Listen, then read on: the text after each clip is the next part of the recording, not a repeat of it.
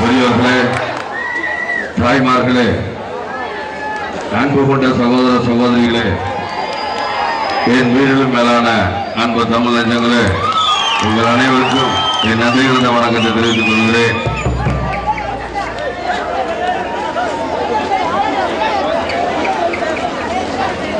உங்களுடைய வேட்பாளர் தேசிய முற்போக்கு திராவிட கழகத்தின் வேட்பாளர் பாண்டியராஜன் அவர்களுக்கு உங்களுடைய வேட்பாளர் பாண்டியராஜன் அவர்களுக்கு முதல் வாக்களிக்க வேண்டும் என்ற தகவல் கேட்டுக்கொள்கிறேன். அரை மணி நேரம் ஜெயாட்டிருவீங்க, அரை மணி நேரம் கலைஞட்டிருவீங்க. இவங்க ரெண்டு பேரும் என்னென்ன தப்பு பண்ணாங்க மாறி மாறி சொல்லிக்கிட்டே இருப்பாங்க மக்கள். நீங்க என்ன தப்பு பண்ண, இல்ல இல்ல நீதான் அந்த தப்பு, இல்ல நீதான் அந்த தப்பு, நீதான் அந்த தப்பு பண்ண. அதே மாதிரி என்னென்ன ஊழல் பண்ணாங்கிறத இவங்க தான் சொல்லுவாங்க மக்களே. என்னென்ன நீங்க தப்பு பண்ணீங்க, என்னென்ன தப்பு பண்ணீங்கன்னு நீங்க சொல்லுவாங்க. என்றால் இவங்க இன்னைக்கு வரைக்கும் என்ன பண்ணாங்க நாட்டுக்கு? இதை விட ஒரு மனிதனுக்கு ரத்தம் தேவை இல்லையா? இந்த நாட்டில் ஒரு மனிதனுக்கு மனுஷ உடம்புக்கு என்ன வேணும்? ரத்தம் வேணும். அதே மாதிரி இந்த நாட்டில் எல்லாத்துக்கும் என்ன வேணும்?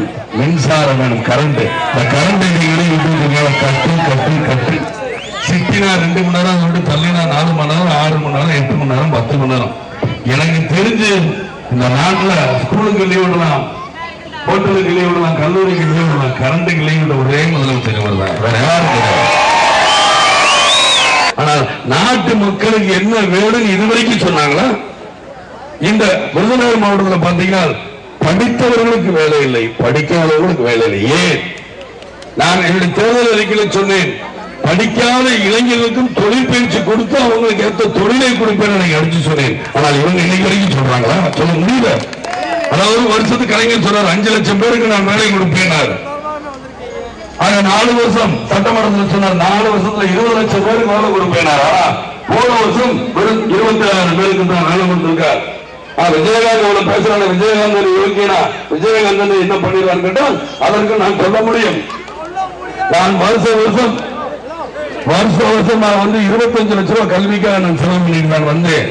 அதுக்கப்புறம் போன வருஷத்துக்கு முதல் வருஷம் 25 லட்சம் ரூபாய்க்கு தையல் மிஷின் வாங்கி ஏழை பெண்களுக்கும் உதவி பெண்களுக்கும் தையல் கத்துக்கணும்னு கொடுத்தேன். 1.5 கோடி ரூபாய்க்கு கம்ப்யூட்டர் சென்டர் ஆரம்பித்து 60 இடத்துல வச்சு கொடுத்தேன். ஏழை மாணவர்களுக்காக அவங்க படிக்கணும். அந்த படிப்புக்கு 2000 7,000 வரைக்கும் செலவாகும். அது கூட இல்லாமல் எனது கட்சி தொண்டர்கள் மாதம் 20,000 ரூபாய் 30,000 ரூபாய்க்கு வாடகை கொடுத்துருக்காங்க மக்களே. அதே மாதிரி 1 லட்சம் பேருக்கு வேலை வாய்ப்புன்னு சொல்லி 26,000 பேருக்கு வேலை வாங்கி கொடுத்துட்டேன். தேர்தல் வந்ததுனாலதான் கொஞ்சம் தள்ளி போட்டிருக்கேன் மக்களே. ஆக நான் இதையெல்லாம் செஞ்சுட்டு தான் நீங்க செஞ்சது தப்பா இல்லையான்னு பேசுறேன். சும்மா பேசுற விஜயகாந்த் நீங்க செஞ்சது ரைட்டா இல்லைன்னு தான் பேசுறேன்.